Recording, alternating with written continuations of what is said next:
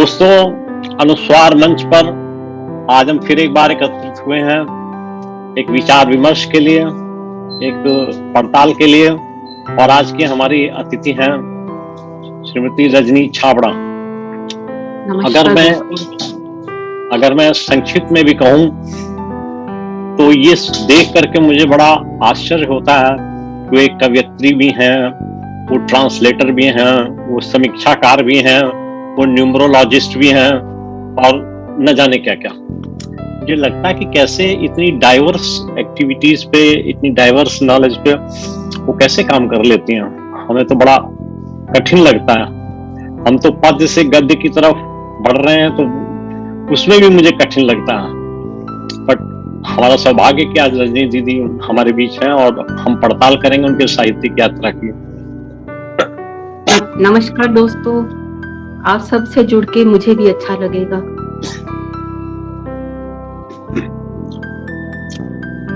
तो कैसा चल रहा है आजकल? आप बीकानेर प्रवास पर हैं, दिल्ली अभी से तो आपने अवकाश ले लिया थोड़ा। हाँ, अभी पोस्ट कोविड रिकवरी फेज चल रहा है अभी भी, और ये एक लंबे समय के बाद पहला साक्षात्कार है जो मैं दे रही हूँ आपसे। अरे वाह, है ना? अभी टोटली रेस्ट ही चल रहा है बच्चों की पढ़ाई के अलावा। जी जी। और अब तो ओमिक्रॉन एक नई जंजाल आ गई है, देखिए पता नहीं क्या कहाँ पहुंचेगी। कुछ ना कुछ दहशत वाला माहौल चल ही रहा है अभी तक।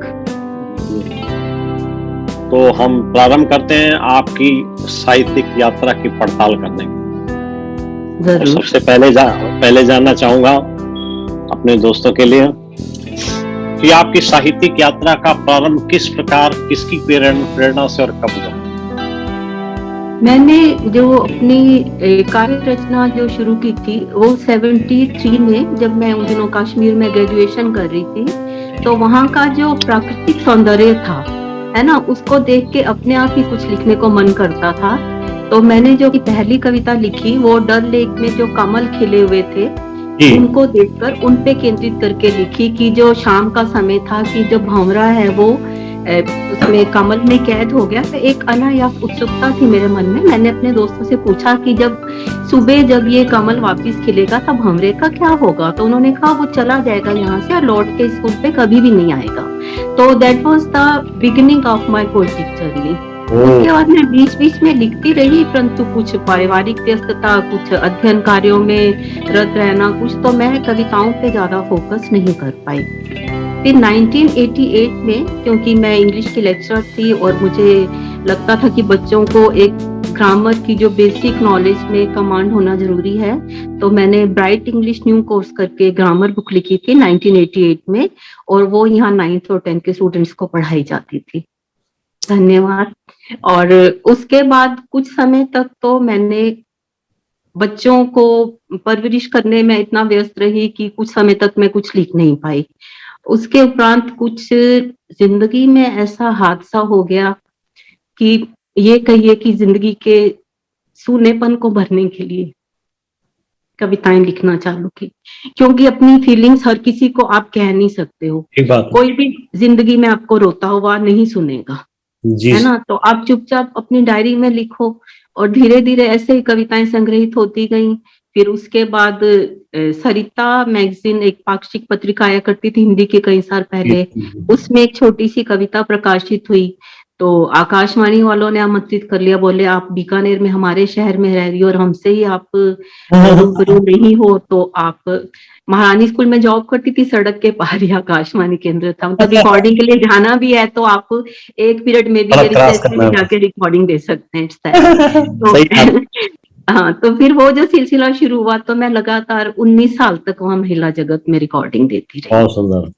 और फिर वही पोएम्स कंपाइल करके मैंने बाद में जो पहले तो मेरा इंग्लिश का काव्य संग्रह निकला मॉर्टगेज अयन प्रकाशन दिल्ली से, और उसके बाद मेरे 2 हिंदी काव्य संग्रह हैं, उसमें बेसिकली वही पोएम्स कंपाइल की थी और उसके अलावा कुछ नई पोएम्स लिखी। तो इस तरह से मेरे 2 हिंदी काव्य संग्रह प्रकाशित हुए। और साइड बाय साइड मेरा न्यूमरोलॉजी का काम तो 89 से चल ही रहा है लगातार। साइट तो मैंने 2008 में बनाई numeropa.com, जिसमें कि पूरी दुनिया के लोग मुझे डायरेक्ट अप्रोच कर पाते हैं, परंतु उसके अलावा जो मतलब 1-to-1 कंसल्टेंसी भी देती थी और कुछ बुक्स भी लिखी, और लकीली वो उन बुक्स के प्रकाशन की शुरुआत आपकी ही पब्लिशिंग हाउस से हुई। वो मुझे याद है वो मेरी पहली किताब थी, करियर ओरिएंटेशन, और आपके भी पब्लिशिंग हाउस की शुरुआत उसी से हुई थी, जहां तक मुझे याद है ना? और तब से ये सिलसिला चल रहा है, चाहे अनुदित पुस्तकें हों, चाहे मेरी मूल पुस्तकें हों हिंदी में, चाहे इंग्लिश में हों, तो लगातार केवल 3 पुस्तकें हैं जो इंडिया में कहीं और से प्रकाशित हुई हैं, और उसके अलावा मेरी जितनी भी आज तक किताबें प्रकाशित हुई हैं, वो सब इंडिया नेट बुक से ही चल रही हैं। आपका बड़ा आशीर्वाद है, एक बड़ी बहन की तरह आपने मुझे गाइड किया, बहुत लोगों से मिलवाया। आपका भी स्नेह है जो आपने निरंतर मुझ पे भरोसा रखा और मुझे भी इस काबिल समझा कि मैं औरों को भी आपसे इंट्रोड्यूस कराऊं, तो बीकानेर के लोग काफी अब मेरे ख्याल से आपसे जुड़े हुए हैं। बहुत अच्छी, बहुत अच्छा बैर लेना, प्यार से रहो जिंदगी। सही बात है। तो हम वापस आते हैं अपने मूल साक्षात्कार पे, और जानना चाहूंगा कि आपकी पहली पुस्तक कब प्रकाशित हुई और कौन सी? ग्रामर बुक के अलावा जो मेरी पहली पुस्तक है, साहित्य जनवरी 2016 में वर्ल्ड बुक फेयर में रिलीज हुई थी। हिंदी की बुक है, होने से ना होने तक। होने से ना होने तक। होने से ना होने तक जी। और उसके 1 साल के अंतराल के बाद ही हिंदी की एक और किताब पब्लिश हुई थी, पिघलते हिमखंड। दोनों बुक्स अयन प्रकाशन से प्रकाशित हुई हैं। अभी भूपी भाई साहब तो नहीं रहे, पर उनकी यादें जुड़ी हुई हैं इस किताब के माध्यम से। बहुत बढ़िया आदमी थे, उनसे व्यक्तिगत रूप से भी कई बार मिलना हुआ, जैसे आपके घर पे आ जाती हूँ लंच करने, वैसे वहां भी पहुंच जाती थी।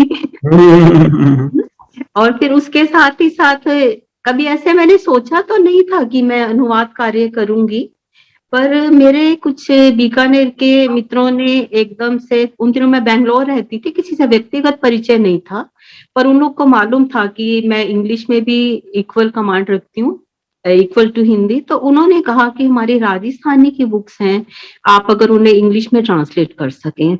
तो मैंने कहा ठीक है, मैं ट्राई करती हूँ। तो रवि पुरोहित जी ने अपनी एक बुक थी उतरू उंडे कालजे ना, तो वो उन्होंने मुझे पीडीएफ भेजा, मैंने कहा मैं कोशिश करती हूँ। और जब मैंने करनी शुरू की तो ऐसा फ्लो बना कि वो केवल 9 दिनों में ही वो किताब पूरी हो गई। अरे वाह, क्या बात। हाँ, उसके बाद केवल एक मुझे उसका परिचय लिखना, और वो जो इसमें पेपर के बैक साइड पे फ्लैप वगैरह के लिए बस लिखना बाकी था, उसके अलावा मुझे उसमें कोई मशक्कत नहीं करनी पड़ी।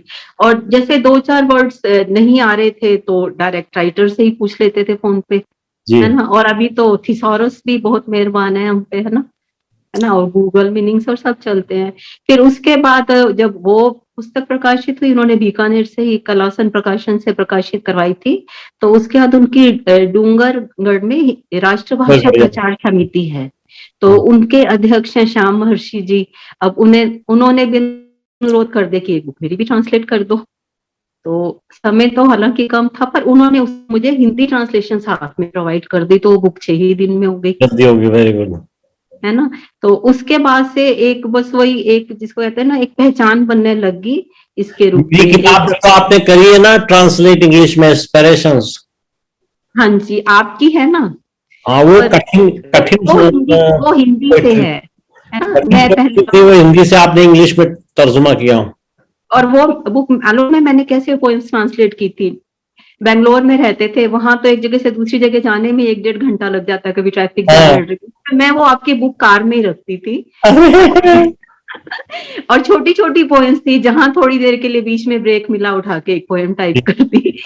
वो तो ऐसे उठते बैठते हो गई थी मैं, उसके लिए मुझे बिल्कुल भी कोई अलग से जिसको कहते हैं ना टाइम नहीं दिया मैंने, ऐसे ही वो तो कार में ही ट्रेवल करते करते ही वो बुक आपकी तैयार हो गई। क्योंकि राजस्थानी में मुझे फिर भी ना बुक लेके बैठना पड़ता है, उन वर्ड्स को ग्रैस्प करना पड़ता है, क्योंकि बेसिकली राजस्थानी की मुझे कोई ऐसी नॉलेज नहीं थी। मैं तो व्यवहार में नहीं रही राजस्थानी ज्यादा ना। हाँ जी, तो आपकी बुक में तो मुझे बिल्कुल भी मेहनत करनी ही नहीं पड़ी, आपको भी तसल्ली रही, मुझे भी तसल्ली रही, तो मुझे ये अच्छा था। एक और बुक भेज देता हूँ आपको। हाँ, जरूर जरूर जरूर। आपको कभी मना कर ही नहीं सकती। तो उसके बाद आपकी बुक ट्रांसलेट की, तो फिर एक शिमला में है, हिमाचल मंडी में धर्मपाल जी हैं, उन्होंने कहा हमारी बुक भी ट्रांसलेट कीजिए। तो 2 बुक्स उनकी ट्रांसलेट की, जिसमें से एक बुक तो 4 साल तक किसी पब्लिशिंग हाउस में अड़ी रही, एक बुक तो आपके यहाँ से प्रकाशित हुई उनकी। उसके बाद धर्मपाल जी के दर्शन ही नहीं हुए, बल्कि उनको मैंने कई बार मैसेज भेजा। उन्होंने पता नहीं उनको क्या सूझी कि मैं आपकी जयपुर से, उनको लगता हर बार पब्लिशर बदलते रहने में कुछ नया है, तो उन्होंने जयपुर कहीं पब्लिश करनी भेजी। पूरे 4 साल तक वो बुक कड़ी रही, और अभी 2 महीने पहले उन्होंने वो यहाँ प्रयाग से पब्लिश कराई है किसी पब्लिशर से। अच्छा। तो फिर उसके बाद ये उद्भ्रांत शर्मा जी हैं, उनकी बुक थी स्वयं प्रभा, वो ट्रांसलेट की, वो आपके भी अच्छे परिचित हैं जी, उद्भ्रांत जी, है ना, तो थोड़ा लिंक था आपस में। उनकी ट्रांसलेट की बुक फिर हमारे बीकानेर के राजेंद्र जोशी जी हैं, उनकी बुक थी ए नाइट इन सनलाइट नाम से, एक रात धूप में थी, है ना, वो ट्रांसलेट की। तो और ये इस तरह से 5 बुक्स नीरज दहिया जी की भी किताब थी ना, नीरज दहिया जी की राजस्थानी से की है मैंने। राजस्थानी से, ओके। हाँ, मैं पहले एक बार हिंदी का, फिर मैं भूल जाऊंगी मैंने कितनी। फिर उसके बाद ओम पुरोहित कागज जी हैं, वो नहीं है अभी इस दुनिया में, पर उनकी इच्छा थी कि मैं उनके जो अनटाइमली डेथ थी उससे लगभग महीना भर पहले मुझे एक ही बारी मिले लाइफ में, वो घर पे आए और उन्होंने कहा कि आप कागज पर सूरत की आप इंग्लिश में ट्रांसलेशन कीजिए। तो उनको मैंने प्रॉमिस था, और कई टाइम तक मैं कर नहीं पाई उसमें। उसके अलावा कुछ उनकी राजस्थानी की पोइम्स भी थे, तो उनको कंपाइल करके, वो भी आपके यहाँ से छपी है अभी 3-4 महीने पहले, द सन ऑन पेपर, और बहुत उम्दा उसका पब्लिशिंग हुआ। उसका गेटअप, उसकी जो कवर पिक है, मतलब जितने मन से मैंने उस पोएम को, बुक को तैयार किया ना, उससे ज्यादा आपने उस पे एफर्ट्स डाले और आपकी टीम ने। तो उस बुक को लेके मुझे बहुत संतुष्टि है।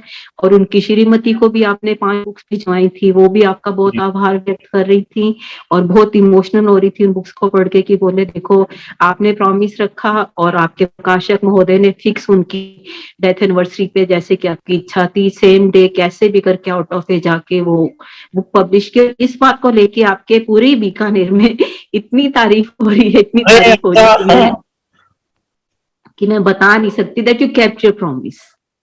और उसके बाद ऐसे हुआ, डॉक्टर नीरज दहिया जी हैं, उनकी मैंने राजस्थान की बुक्स तो 3 साल हो गए ट्रांसलेट के। वो भी मैंने आपको एक हिंट दिया था कि आज उनको जब साहित्य अकेडमी से पुरस्कार लेके और निकले, तो हम उनको ये बुक जाके गिफ्ट करें, तो that will be a big surprise and a big gift to him. तो आपने वो भी वायदा पूरा किया। मुझे याद है आप साहित्य अकेडमी पुस्तकें भेंट की थी उस हाँ जी बिल्कुल। तो वो भी एक बहुत यादगार क्षण था। उसके अभी उस बात को तो हो गए 3 साल। फिर अभी इन दिनों क्या हुआ कि मैं राजस्थान साहित्य काफी पढ़ रही थी, और नीरज दहिया जी हैं, वो हिंदी राजस्थानी में खुद तो इतना अच्छा लिखते ही हैं, और उन्होंने बहुत से लेखकों की रचनाएं अनुवाद कर रखी हैं हिंदी में। तो उन्हें मैंने कहा कि हम इस बार ऐसा करें कि उनके, आपके पापा की डेथ एनिवर्सरी पे मैं तो उनकी पोएम्स का इंग्लिश में ट्रांसलेशन करती हूँ, और आप अपनी चॉइस से हिंदी में ट्रांसलेशन कीजिए, और हम साइमल्टेनियसली रिलीज करेंगे। तो उनको ये आइडिया बहुत अपील किया। तो बोले कि वैसे अगर आप मुझे नहीं बोलती तो मैं शायद अगले साल तक ये काम करता, है ना, पर अभी क्योंकि हम मिलके ही काम कर रहे हैं, तो हमें एक साथ इस काम को खत्म करना ही है। और आपने भी सेम डे दोनों बुक्स रिलीज की। तो कुछ ऐसे मतलब खास क्षण हैं जो कभी भुलाए भी भूल नहीं सकते। एक्चुअली क्या दीदी, हमारी कोशिश होती है कि काम समय से हो जाए, प्राय यही प्रयास रहता है हमारा। लेकिन एक्चुअली हुआ क्या, एक तो लॉकडाउन ने पिछले 1.5-2 साल से परेशान किया हुआ, और पुस्तकों का इन्फ्लो इतना था कि जिस टाइम आपकी किताब आई थी उस समय 182 किताबें मेरी पाइपलाइन में थी। ये मुझे मालूम है, 176 तो आपने मुझे गिनवाई थी, और मेरी खुद की 2 बुक्स मैंने कहा मेरी पेंडिंग छोड़ दो, मेरी भी 2 बुक्स थी, पर उनका वो मुझे एक कमिटमेंट रखना जरूरी था। हम लोग कोशिश यही करते हैं कि कमिटमेंट जैसा होता है। अभी एक पर्टिकुलर केस में फ्लाई करना था किसी ने, रात को 4 बजे की फ्लाइट से, तो मैंने उसको किताब कुरियर के माध्यम से पहुंचाई 9:45 रात को। वाह। और ऐसे ही एक लेखक थे जिनको एक इंटरव्यू देना था प्रोफेसरशिप के लिए, तो अगर मेरी किताब मिल जाएगी तो मेरे को बहुत अच्छा रहेगा, फायदा रहेगा।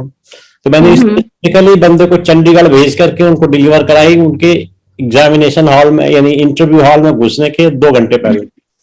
कितना याद करते होंगे आपको? तो जहां तक होता है कोशिश करते हैं कि, क्योंकि मजा है ऑथर्स को, अगर संतोष ना मिले तो फिर क्या फायदा। सही बात है, अगले को भी खुशी हो तभी हमें खुशी मिलती है ना। जी, तो आपकी कविता और कहानी भी आपने लिखी है ना कुछ? नहीं, मैं कहानी नहीं, मैं प्रोज लिखती ही नहीं हूँ एक्चुअली। अच्छा, मेरे से भी लिखा ही नहीं गया। मैं ट्रांसलेट कर देती हूँ। मैंने पीछे 2 स्टोरी ट्रांसलेट की मालचंद तिवारी जी की सेलिब्रेशंस में से, तो वो अनुवाद पत्रिका आती है, संतोष खन्ना जी देखती हैं। संतोष से तो अच्छा। हाँ, कई साल पहले 2006 में हुई थी पब्लिश। मेरा कभी प्रोज पे एप्टीट्यूड बैठा ही नहीं, पता नहीं क्यों, क्योंकि मैं ऐसे हाथ में लेके कॉपी पेन लेके बैठ नहीं सकती।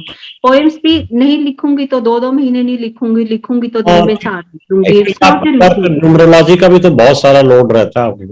और उसके अलावा पंजाबी की भी बुक्स हैं, वो भी ट्रांसलेट की, और मतलब हिंदी, इंग्लिश, पंजाबी तीनों लैंग्वेजेस में हो रही हैं। और जो मेरी खुद की जो बुक्स हैं, ये होने से ना होने तक, और पिघलते हिमखंड नहीं, और पिघलते हिमखंड। मेरी एक सुझाव है दीदी जी, आपने जैसे कैरियर वगैरह पर सेपरेट छोटी छोटी किताबें लिखी है ना, दुनिया की सबसे बड़ी जो कॉम्प्लेक्स रिलेशनशिप है वो है पति और पत्नी की। अच्छा, मैट्रिमोनियल रिलेशंस पे लिखूं?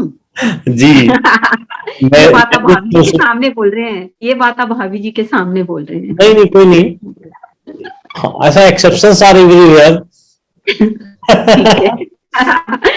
हाँ, नहीं, मुझे ऐसा कुछ लगा नहीं कि आपको जरूरत है, आप के लिए सोच रहे हैं। तो नहीं, मेरी तो अलग स्थिति है, हमारी तो पंडितों ने कह दिया था कि हॉरोस्कोप नहीं मिलती तो शादी ठीक नहीं है। लेकिन फिर वो हो गई, और अब तो 40 साल हो गए और हमारे को कोई प्रॉब्लम नहीं, बच्चे ठीक, सब कुछ ठीक, कोई ऐसी प्रॉब्लम नहीं। तो मैं तो ज्योतिष को नए तरीके से देखता हूँ। लेकिन आपने चूंकि लिखा हुआ है न्यूमरोलॉजी पे, मेरा सुझाव है या अनुरोध है कि आप इस पर किताब जरूर लिखें। जी जरूर। Marriage numerology, matrimonial alliance and related problems. Correct. क्योंकि मैंने बहुत देखा है कई बार, जैसे मेरा बेसिकली जो मैट्रिमोनियल में जो मेरा बेसिक कंसर्न ही होता है कि अगर कोई मेरे पास डिवोर्स के लिए केसेस आते हैं ना, तो मैं उनको बोलती हूँ मैं तुम्हें एक टाइम पीरियड देख के बताऊंगी जिसमें कि तुम रिकॉन्साइल कर पाओगे, कि जब तुम इतने साल तक इकट्ठे रहे तो तब भी तो तुम्हारा अच्छा वक्त था, तो वो अच्छा वक्त दोबारा भी आएगा लाइफ में। तुम खाली बुरे का क्यों सोचते हो, क्यों सोचते हो कि हम अलग हो जाए, कुछ करें, कि प्रॉज एंड कॉन्स तो लाइफ में हर एक चीज में होते हैं। तो आप उस पीरियड की वेट करो कि अलग तो वैसे भी रह रहे हो ना, थोड़े साल और रह जाओ अलग, पर आप ये सोच लो कि उस पीरियड में आपका रिकॉन्सिलेशन होगा। और आज तक टचवुड जितने भी लोगों को बोला है उन सबका रिकॉन्सिलेशन हुआ है, ऐसा नहीं हुआ कि उनको किसी भी तरह का डिसअपॉइंटमेंट फेस करना पड़े। और कुछ ऐसे केसेस भी हुए, मैंने उनको बोला कि तुम, जैसे वो पत्री मैच करने के लिए भेजते हैं, जैसे बोला कि तुम इस लड़के से शादी मत करो, नहीं जी हमारा तो 9 साल से अफेयर है, कैसे नहीं करें। मैंने बोला अफेयर होना अलग बात होती है, साथ रहना, शादी निभाना अलग बात होती है, तुम करोगे विद इन 1.5 फिर तुम्हारा डिवोर्स हो जाएगा। बोली नहीं, अब हम नहीं हट सकते पीछे, ठीक है। Very good. और हुआ फिर उसका 1.5 साल बाद डिवोर्स हो गया उसका। जी, संबंध टूटने के बजाय अगर बच जाए तो इससे बड़ा क्या। हाँ, तो उसका हुआ डिवोर्स। फिर बाद में बोली कि दीदी आपने बोला था, मैंने कहा फिर बोला था तो मानना चाहिए था, है ना। तो फिर अभी उसको बोल दिया अभी तुम 3 साल तक और रीमैरिज नहीं करोगे, एंड शी इज वेटिंग, कि अब उसको यकीन है कि अब नहीं करनी है जब तक दीदी नहीं बोलेंगी। तो ऐसे मैंने बहुत से केसेस देखे हैं, पर मुझे उसमें सेटिस्फेक्शन मिलता है कि किसी का घर टूटने से अगर बच रहा है, या किसी की मैरिज पता है कि स्पॉइल होनी है तो उनको पहले ही रोक दो कि don't go into this relation, तो उसमें मुझे भी सेटिस्फेक्शन मिलती है। बिल्कुल ठीक बात। हाँ, तो मैं आपकी बात पे जरूर गौर करूंगी, लिखूंगी। और इन दिनों मैंने ये कोरोना पीरियड में हेल्थ इश्यूज पे लिखी है, न्यूमरोलॉजी फॉर हेल्थ, है ना। वो भी बुक अभी सबसे ज्यादा ये ऑस्ट्रेलिया जोन में बिक रही है, काफी पॉपुलर हो रही है। Very nice. और वो भी लिख के मुझे अच्छा लगा। इमीडिएट छोटी सी बुकलेट है ना जी, भेजिए, प्रिंट कर देते हैं। वो है ऑलरेडी, कई सालों से है, उस पे 2 साल हो गए। मैंने सेल्फ पब्लिश कर दी थी तो, अच्छा ठीक है ना, इसलिए मैं आपको नहीं कह रही कि ऑलरेडी है। है। और वो पूरे 13 किंडल स्टोर्स पे ऑलरेडी बिक रही है अच्छे से, ठीक है ना, इसलिए मैं आपको इंसिस्ट नहीं कर रही। हाँ, मैट्रिमोनियल का होगा वो आप उस पर जरूर डालिए डिजिटल पे। हाँ, ये हेल्थ मैट्रिमोनियल, ये दोनों चीजें कैरियर के से ज्यादा इम्पोर्टेंट है जी। तो ये और ये न्यूमोलॉजी तीनों तो बहुत ही पॉपुलर हो रही है। ये न्यूमरोलॉजी तो बहुत पॉपुलर है। तो साहित्य की बहुत सारी विधाओं को देखते हुए आपने, मैं कह सकता हूँ बातचीत के आधार पर, कि आपने पद्य को ही विशेष तवज्जो दी और पोइट्री ही लिखी। मुझे ना एकदम लगता है कि स्पॉन्टेनियस फ्लो ऑफ इमोशंस है ना, बस दिमाग में फटाफट लिखा और छुट्टी, कोई रिपीट नहीं करना पड़ता, कोई री एडिट नहीं करना पड़ता, मुझे जैसा लिखती हूँ वैसा ही बस वो फाइनली होता है ऑलमोस्ट। लेकिन ये चुनाव कैसे किया आपने कि कविता ही लिखेंगे? कोई विशेष कारण या मन नहीं किया? नहीं, पता नहीं, इंटरनल फ्लो है, ऐसा कोई विशेष कारण नहीं था। और मुझे दूसरा लगता है ना, प्रोज लिखना मुझे बहुत लगता है, बहुत एफर्टफुली ये काम करना पड़ता है, बहुत हाथ में कागज पेन लेके बैठे रहो, खास करके मैं ये होने से ना होने तक के बारे में बोलूंगी, है ना। उसमें मेरी जो व्यक्तिगत कविताएं ज्यादा हैं। उसके बाद जो नेक्स्ट इश्यू आया पिघलते हिमखंड, उसमें जो सामाजिक परिवेश की जो जितना ये सोशल डिजेनरेशन हो रहा है, जो ये वार्मथ ऑफ रिलेशंस ये जो खत्म हो रही है ना, ये प्रति लेके आ जाओ नहीं। तो उसमें जो उसका जो टाइटल है पिघलते हिमखंड, वो मैंने कहाँ से लिया कि पिघलते हैं हिमखंड सर्द रिश्तों के, पिघलते हैं हिमखंड सर्द रिश्तों के, तुम प्यार सने विश्वास की उष्णता देकर तो देखो, तुम प्यार सने विश्वास की उष्णता देकर तो देखो। और ये जो बुक है उसका जो सोशल अपील इतनी ज्यादा थे कि ये दोनों बुक्स जो हैं ये मैथिली में भी ट्रांसलेट हो चुकी हैं और ये पंजाबी में भी ट्रांसलेट हो चुकी हैं, और इसकी जो सिलेक्टिव पोएम्स हैं वो 9 इंडियन लैंग्वेजेस में अब तक ट्रांसलेट हो चुकी हैं। इसी तरह मेरे पास, हाँ जी, इसमें आप ये वीरांगना करके पोएम होगी, आप देख सकते हैं, या विश्वास के धागे, ये भी कोविड टाइम में लिखी थी, जो हॉस्पिटल में बैठी भगवान को याद करती थी कि अभी तुम पे हमेशा विश्वास रखा है, ये विश्वास टूटने नहीं देना, है ना। तो विश्वास के धागे पोएम भी आप रिसाइट कर सकते हैं इसमें से। वीरांगना, हाँ जी, ये मैंने अपनी बहू को डेडिकेट करके लिखी।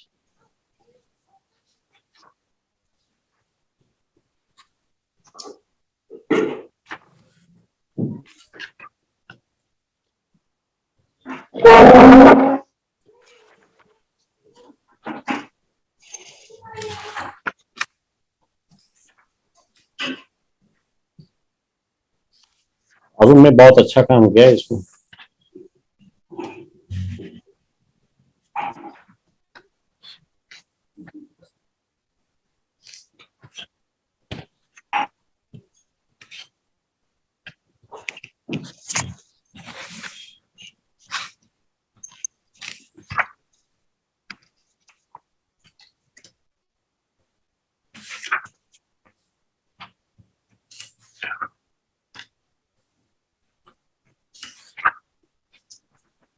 मैं आपकी अनुमति से पढ़ रहा हूँ।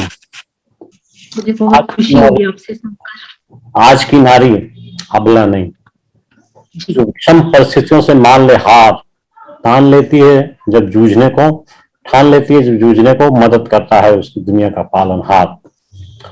पति घर में कोविड ग्रस्त, क्वारंटाइन, सासू माँ को कोविड का तीव्र आघात, इन सब का मूक दर्शक, घर में बालक अबोध, जिसने देखा है अब तक जिंदगी का प्रभात।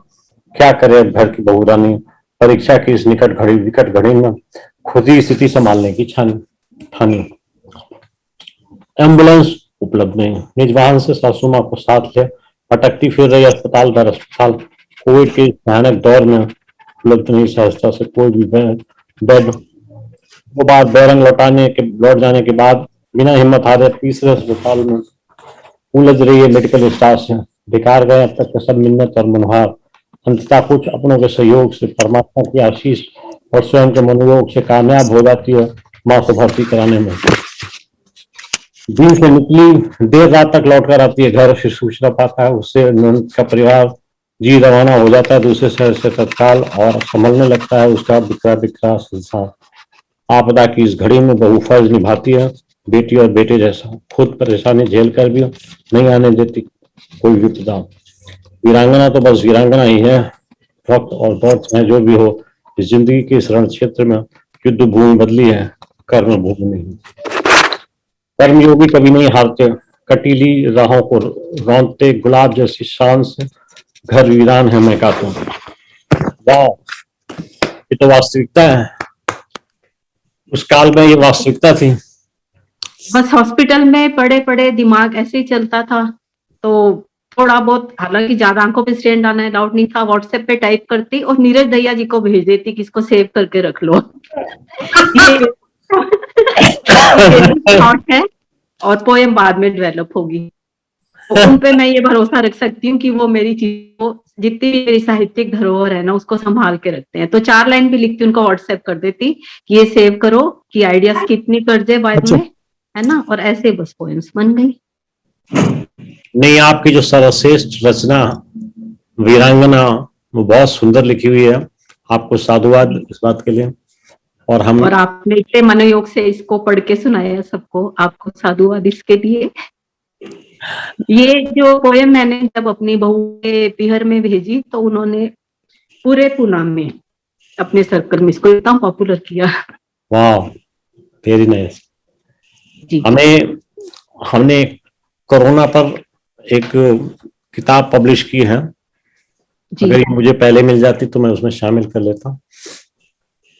सब लोगों में मतलब 39 लोग हैं जिनकी रचनाएं जो कोरोना पर आधारित हैं, उनका संग्रहण करके कोरोना का टीका के नाम से एक किताब पब्लिश की। इसी में 2 पोएम्स और भी हैं छोटी छोटी, जैसे बेटी को पता लगा उसकी माँ आईसीयू में, उसी टाइम रवाना हुई सुबह खबर मिलते ही, तो वो जो मतलब उसको देखना अलाउड नहीं, 5 दिन वहां रुकी, बस कांच की दीवार के पार मुझे देख रही है वापिस आ रही है, देख रही है वापिस आ रही है ना, दामाद और वो दोनों। तो उस पे भी लिखी, और फिर यही कि भगवान मेरे विश्वास के धागे टूटने मत देना, है ना, तो उस पे भी कुछ पोएम्स लिखी, और कुछ अपने आसपास की, वो तो जो स्वतः होती हैं। पर एक बात है कि मैं कुछ भी होना, मैं कभी भी आस नहीं छोड़ती, मैं बस ये कहती हूँ कि सब अच्छा हो जाएगा, बस भगवान परीक्षा ले, सब अच्छा हो जाएगा और सब अच्छा आता है। किताब का टाइटल कहता है आज की कुची से। हाँ, तो भगवान को भी थोड़ा दया आ जाती हम पे, कितना विश्वास रखा हुआ है, चलो इसके मन का विश्वास पूरा करते हैं, ऐसा। दीदी, आजकल इतना कुछ लिखा जा रहा है लेखकों के द्वारा विभिन्न विधाओं में, लेकिन इससे पाठक के ऊपर प्रभावित नहीं हो पा रहा है, क्या आपका ऑब्जर्वेशन है इस पर? मुझे ऐसा नहीं लगता, मेरी तो मतलब, अगर जैसे आजकल तो इतना सोशल मीडिया भी इतना पावरफुल है ना, कि हम फेसबुक पे, ट्विटर पे कुछ भी अपने उस पे लिखा हुआ अच्छा सा डाल देते हैं और लोग उस पे इतनी टिप्पणी करते हैं। मुझे ऐसा कभी भी नहीं लगा कि पाठक प्रभावित नहीं होते, क्योंकि मेरी अब तक जितनी बुक्स की ट्रांसलेशन हुई है, इंग्लिश की पोएम्स की तो बांग्लादेश में ट्रांसलेशन हुई, नेपाल में हुई, तो वो लोग मुझे आज की तारीख तक जानते नहीं है। उन्होंने पोएम्स पढ़ी और कहा आप हमें परमिशन दे दो, हम ट्रांसलेट करना चाहते हैं। और कुछ तो मेरे क्लाइंट्स ऐसे हैं, रीडर्स ऐसे हैं कि बुक छपती नहीं उससे पहले ही वो बोल देते हैं। मैं उनको बोलती हूँ कि नहीं, आप डायरेक्ट पब्लिश से मंगवा लीजिए, वो बोलते नहीं, हमें तो आपसे ऑटोग्राफ कॉपी ही लेनी है। तो मैं इसीलिए कुछ कॉपीज मंगाती हूँ कि कुछ अपने मित्रों को देनी है, और 10-12 पाठक ऐसे हैं कि जिनको हर हाल में प्रायर उनकी बुकिंग रहेगी और उनको ऑटोग्राफ कॉपी ही लेनी है। और मुझे ऐसा कभी नहीं लगता कि पोएम्स नहीं पढ़ते लोग, खरीदे या ना खरीदे अलग बात है, पढ़ते बहुत हैं, टिप्पणी भी बहुत करते हैं, खरीद का जिम्मा तो वैसे भी आपका है। वो तो आपको देखना है। तो इस पर बताइए कि डिजिटल युग में आपको क्या भविष्य दिखता है साहित्य का?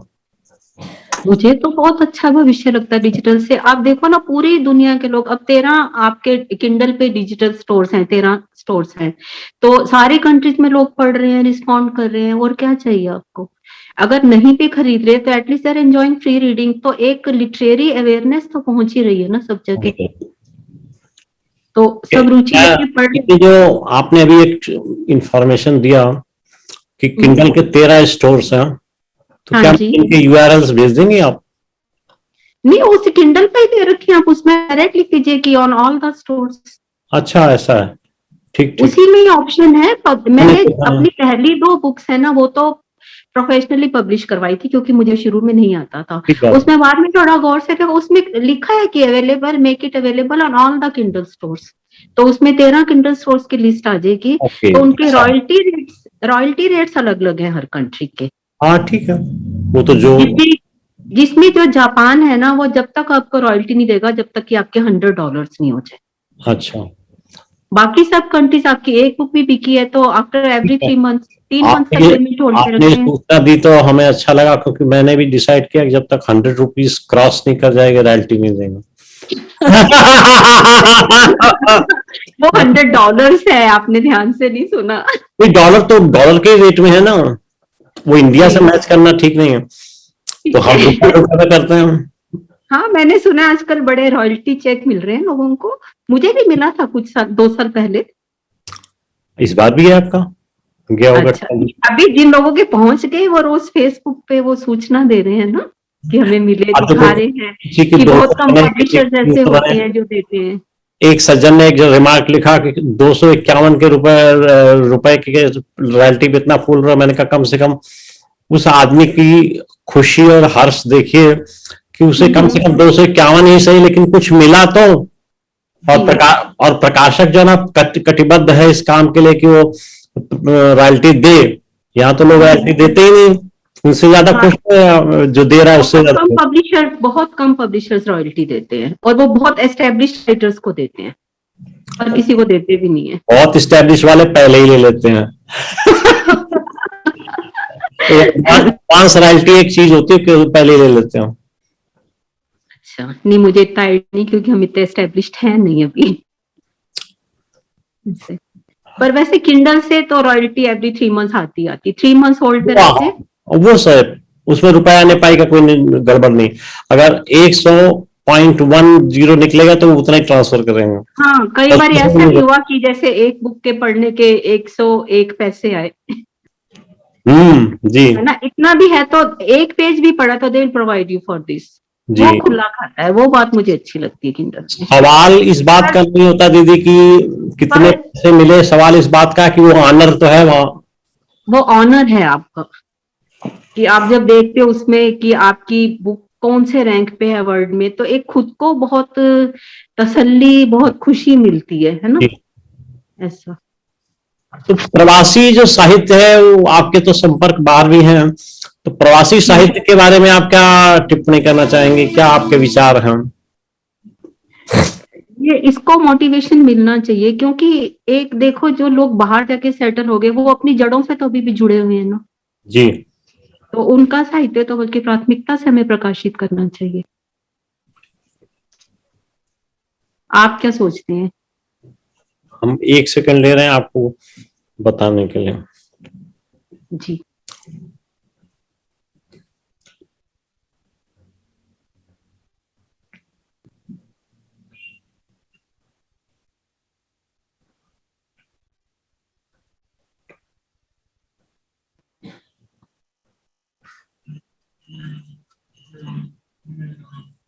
आपके फोन पर भेज दिया। जी, अच्छी बात है।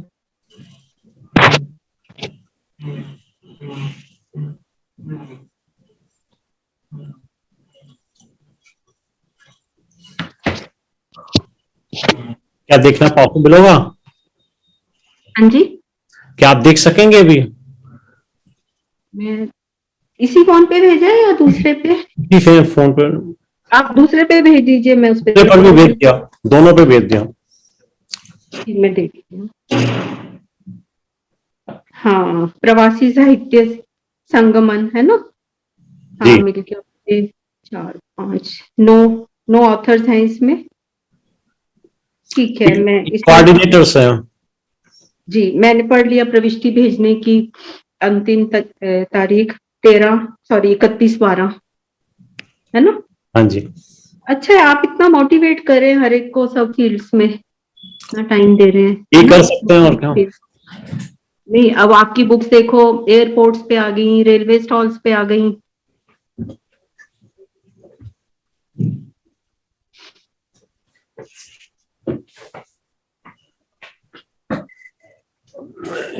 ये बुक शायद आपको दिखाने का मौका नहीं मिला मुझे।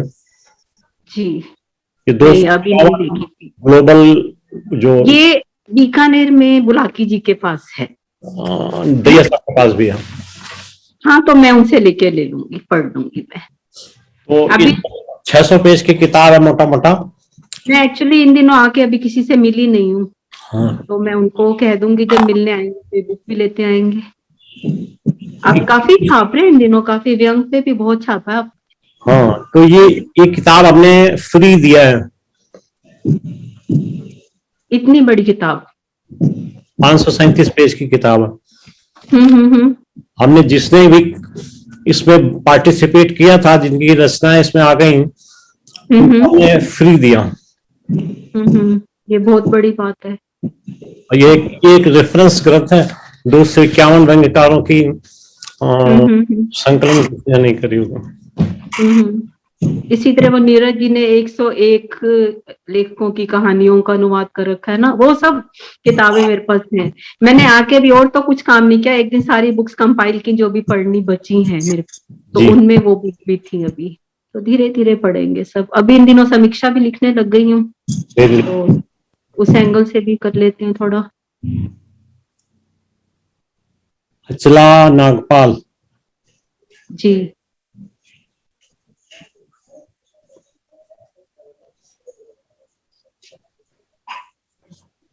आखिर में मैं जानना चाहूंगा आपका क्या विचार है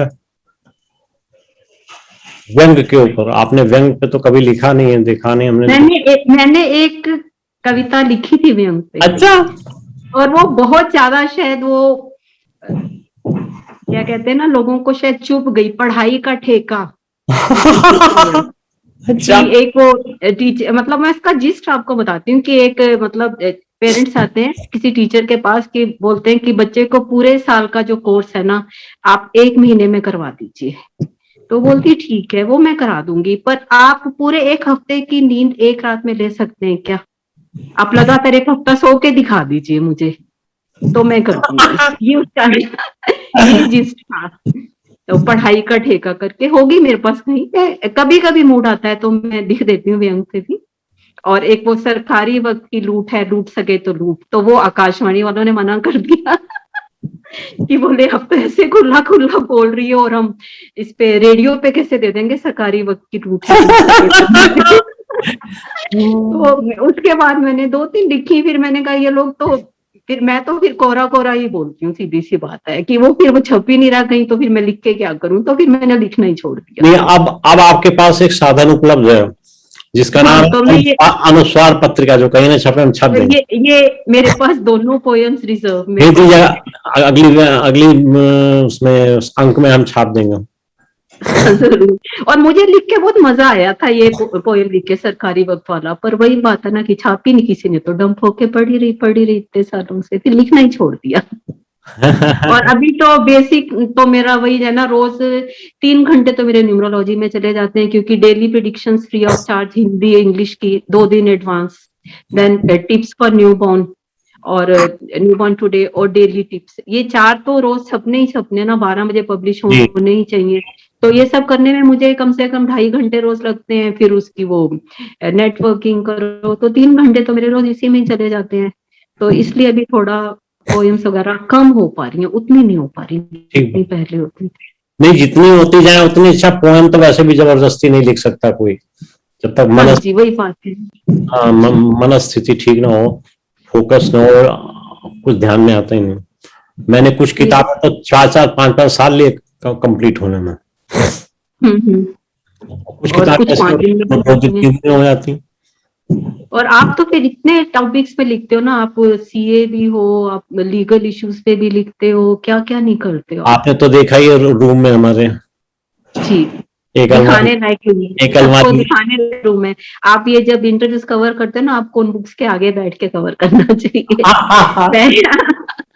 बैकग्राउंड में वही कबर्ड रहना चाहिए आपके। नहीं, मेरे बाजू में ही है। हाँ, ये ठीक है, ये बात है, मजा इसमें आता है ना, फिर एकदम इम्प्रेस हो जाते हैं सब। अब टोटल 108 हो गई। कितनी? 108। Very good. हमारी तो भी 49 हुई है। बस अभी 2 आपके तैयार करनी शुरू हो गई है। अभी मेरा ग्रैंडसन लिखता है और मैं उसको थोड़ा कंपोज कर देती हूँ। अरे वो करिए ना, हम तो बच्चों के लिए स्पेशल प्राइज है।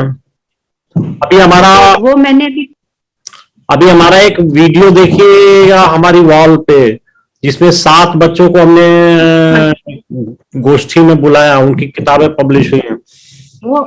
वो आपके पास ही आएगी बुक, आप बेफिक्र रहो। अभी मैंने परसों बैठ के कंपाइल की, मैं इन दिनों फोकस कर नहीं पा रही हूँ। 18 पोएम्स है और वो आपके यहाँ ही छपेंगे। हमारे सबसे यंग रचनाकार का नाम पलाश शुक्ला, 6 years ओनली। आपका ग्रैंडसन है ना? ग्रैंडसन है। मैंने परसों पढ़ा था। 11 साल की 2 बच्चियां हैं, एक 10 साल की बच्ची है, 13 साल की बच्ची है।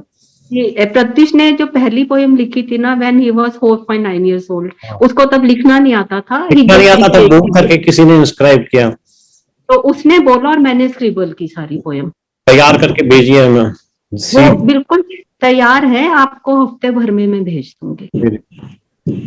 इलस्ट्रेशंस ड्यू हैं उसकी अभी। सबसे इम्पोर्टेंट है, बच्चों को आगे बढ़ना चाहिए। उनको अगर दिख जाए कि नहीं, हाँ हमको इतना ज्यादा प्रश्रय मिल सकता है हमारी। तो बेंगलोर में था ना, तो वहां तो टोटली इंग्लिश थी, तो उसका इंग्लिश का फ्लो काफी अच्छा था। और इंग्लिश की है ज्यादातर किताबें, वो इंग्लिश की ही है सारी पोएम्स। 7 किताबें जो हमने पब्लिश करी वो इंग्लिश की ही, एक हिंदी की, सॉरी 6 इंग्लिश की, एक हिंदी। मैं हफ्ते 10 दिन में भेजती हूँ। सर नमस्कार। नमस्कार भाई को नमस्कार।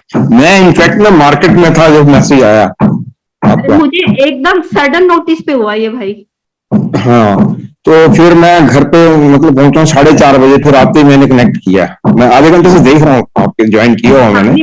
मुझे बता दिया था संजीव जी ने कि ये परवीन सरदाना जी कौन है। मैंने कहा मेरे बड़े भाई साहब है। मैंने कहा वो आराम का टाइम खराब नहीं करता, पर आज मेरे लिए हाजिर बैठे। नहीं, ऐसी बात नहीं है, बड़ा अच्छा लग रहा है। इनका दोपहर को 1 बजे आया कि मैं आज कवर करना चाहता हूँ। मैंने कहा मैंने इतने टाइम से कुछ फेस किया नहीं है, और ये राधा मेरा फर्स्ट इंटरव्यू है। मैं जूम पे आज तक मैंने दिए नहीं इंटरव्यू। चलो कुछ ना कुछ। कीप इट अप, है ना, keep it up. Okay, thank you. बड़ा अच्छा लग रहा है। अचला भी देख रही है।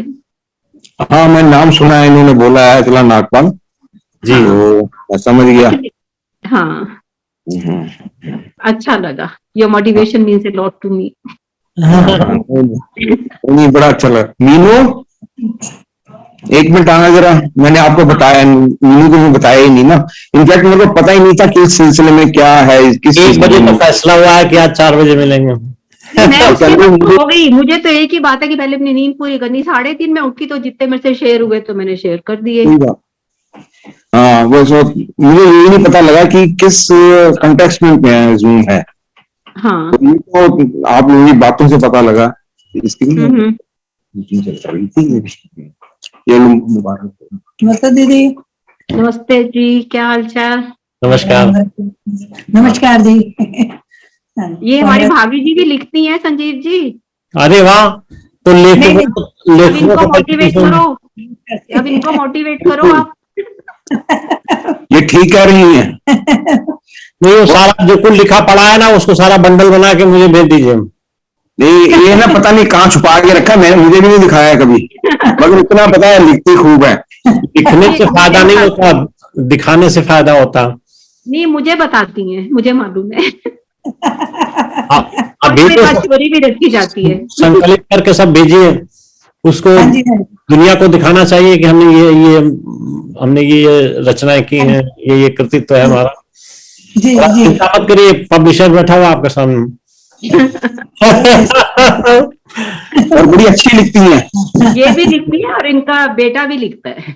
हाँ, मेरा बेटा भी लिखता है। यस, वो इंग्लिश में भी बहुत अच्छी लिखता है जी, हिंदी में भी, है ना। हाँ, मेरे ख्याल में रजनी जी ने भी अपनी किसी उसमें बुक में ना इनकॉर्पोरेट किया हुआ है इसकी पॉइंट्स को। हाँ, अच्छा। वो आयन प्रकाशन से कराई थी कई साल पहले। बुआ का असर है ना बच्चों पे। होना चाहिए, प्रेरणा तो मैं घर आपको से एक मिलती बात है। बताऊं, सबसे बड़ा असर मेरे दादाजी का है मेरे अनुवाद के पीछे। अच्छा, बहुत 1901 बॉर्न, और and he was BA English honours at that time. Very nice.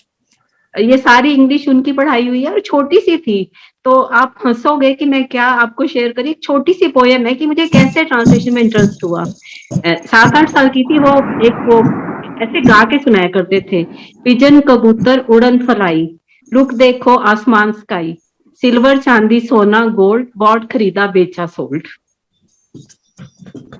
तो ये मुझे आज तक याद है कि कैसे वो साइमल्टेनियसली हिंदी इंग्लिश के वर्ड्स ट्रांसलेट करके मुझे दिया करते थे। तो वो कुछ ना कुछ ये स्प्राउट्स तो वहीं से आए हुए हैं, आते हैं। है ना। अच्छा, ये बताइए कि साहित्यिक जो कृतित्व है आपका या न्यूमरोलॉजिकल कृतित्व है आपका, उन दोनों विधाओं से अलावा आपकी हॉबीज क्या क्या है? मुझे पेंटिंग करने, पेंटिंग, स्कल्पचर, वुड स्क्रैचिंग और ये सारे, ये मैं एक्चुअली मैंने बीए फाइन आर्ट्स का 5 इयर्स डिग्री कोर्स ज्वाइन किया था साइड बाय साइड ग्रेजुएशन। तो सेकंड ईयर में मेरी क्लैश कर गई डेट शीट, तो I had to drop fine arts. पर अभी भी मुझे कभी भी कुछ क्रिएटिव करना तो आई लाइक डूइंग दैट। और मुझे गजल सुनना बहुत पसंद है, and travelling a lot, and photography. Last ये जानना चाहूंगा कि नवोदित रचनाकारों के लिए या उदीयमान रचनाकारों के लिए आप क्या संदेश देना चाहेंगे? मैं उन्हें ये कहूंगी कि आपके जो मन के उद्गार होते हैं ना, उसको एकदम एज इट इज उनको पेन कीजिए। ज्यादा वो शब्दों के ताने बाने में, बहुत कलिश शब्दों के ताने बाने में उलझने की जरूरत नहीं है। और उसको मैक्सिमम उसको पब्लिश करवाने की आप कोशिश कीजिए कि अगर आपने लिखा है, लोगों तक जितना ज्यादा पहुंचेगा उतना ही ज्यादा उसको लिखने से फायदा। ठीक है। और आपको तो मैं बहुत बहुत धन्यवाद दूंगी कि आज आपने मुझे इतना बोलने का अवसर दिया। और ये मेरा भी ये पहला ही जूम पे इंटरव्यू है, इससे पहले मैंने आज तक नहीं दिए। ये इंटरव्यू प्रोसेस हो करके यूट्यूब पे चला जाएगा और आपको लिंक भेज दूंगा। हाँ जी, और मेरा खुद का भी यूट्यूब चैनल है, द रजनी 56, 11 सालों से है। मुझे SMS कर दीजिएगा ताकि स्पेलिंग मिस्टेक ना हो, मैं उस पर भी डाल दूंगा। हाँ, उस पे भी आप शेयर कर दीजिएगा प्लीज। और बहुत बहुत धन्यवाद देना चाहूंगा आज की इस भेंट के लिए, मुलाकात के लिए, इस विचार विमर्श के लिए। और आशा है कि आप अनुस्वार के लिए हमेशा उपलब्ध रहेंगे। बहुत धन्यवाद। आपके हर प्रकाशन कार्य के लिए मैं हमेशा उपलब्ध हूँ। मुझे बड़ा अच्छा लगा आप दोनों की डिस्कशन सुनकर, बहुत एंजॉय किया मैंने। मेरे फर्स्ट पब्लिशर है संजीव जी। हाँ, मैं समझ रहा हूँ। हाँ जी, हाँ जी। हाँ, और 3 के अलावा सारी बुक्स इनके थ्रू ही पब्लिश हुई हैं, चाहे न्यूमरोलॉजी हो, चाहे पोएम्स हो, चाहे कुछ हो। मैं और कहीं झांकती नहीं हूँ, लिखा और भेजा, लिखा और भेजा। अच्छा रिलेशंस बने रहे ऐसे। दीदी की नई किताब आपको दिखा दूं, ये पहुंचेगी 2-3 दिन में।